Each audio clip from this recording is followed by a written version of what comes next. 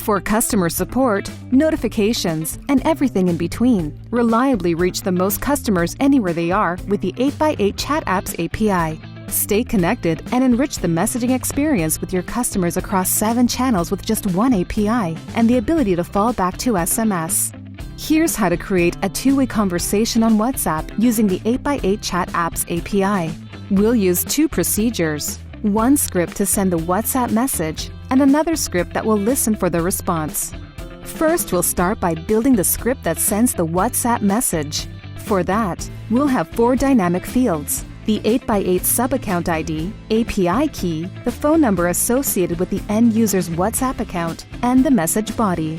We'll provide the last 2 as input in the script for this example. We'll close the file and run it later.